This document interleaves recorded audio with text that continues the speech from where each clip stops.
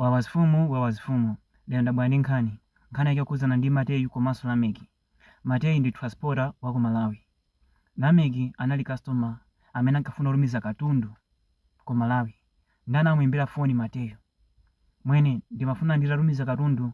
Mateyu anamuza Lameki usavutike ndikubwera.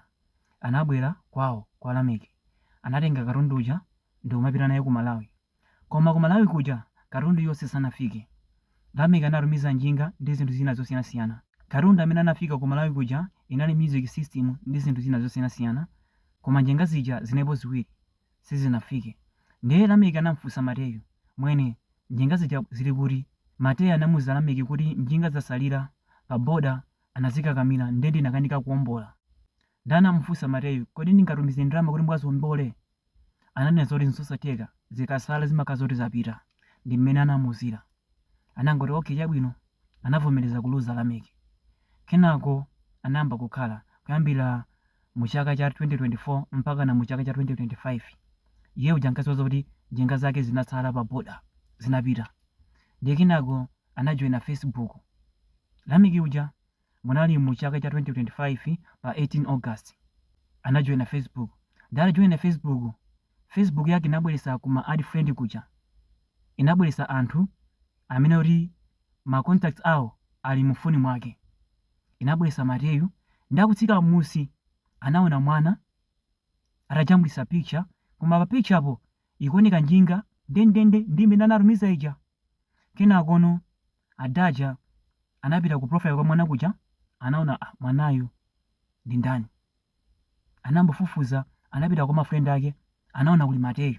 Kenako anapita ku profile kwa Mateyu, anambocheka, anaona ma pictures ena mwana uja ali ndi Mateyu. Ndana ambodabo zukhala bwanji.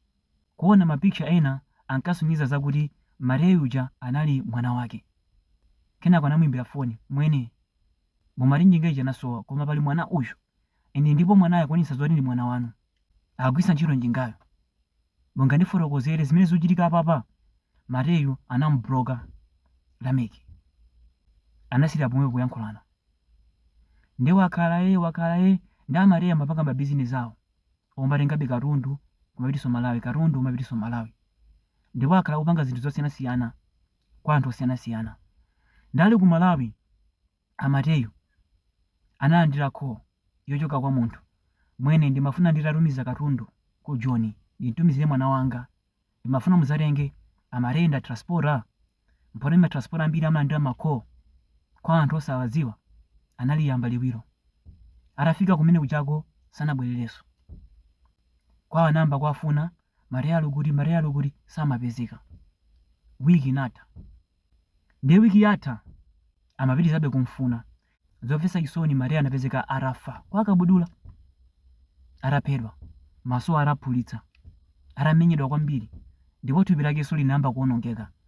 Sanasambisenso, anangotenga temboja kukangoyika. Sanapitisenso ku nyumba, anangotenga temboja kukangoyika kumanda straight. Chifukwa anayamba kuonongeka. Ndenda bwera nkhani imeneyi ndi cholinga choti ena ake mutengepo phunziro. Akuluakulu choti muziwe ndichi, sibwino umapanga chipongwe anthu. Sibwino lekani mchitidwe umenewo, makamaka inuyo ma transporter. Chifukwa anthuwa ali ndi mitima yosiyanasiyana. Ena amazitaya, koma anthu ena samazitaya. Ukapanga chipongwe amausungira mangawa, uyoyo tsiku lina lake nzamuonetsa. Ndiwo makhala zoti moyo wanu uli pa riski. Mwa nthawi ina iliyonse munthu angathe kupanga chipongwe. Chifukwa choti inuyo khalidwe lanu ndi lonyasa. Zonsezi zimachitika chifukwa cha khalidwe. Mumabera anthu, mumambana ndi anthu, zonsezi zili mwa inu. Ndi life imeneyi munthu sumapita patali. Of course musaka ndrama, koma ndrama isakeni munjira yoyenerera. Yoli mbali iyi izikondwa, mbali iyi izikondwa. Koma mukamabera anthu, kumaliza anthu, nkumati inuyo ndinu amuna, zosatira zake mudzafa ngati galu, mudzafa ngati nkhuku. Ndipo anthu ambiri akufa chonchi.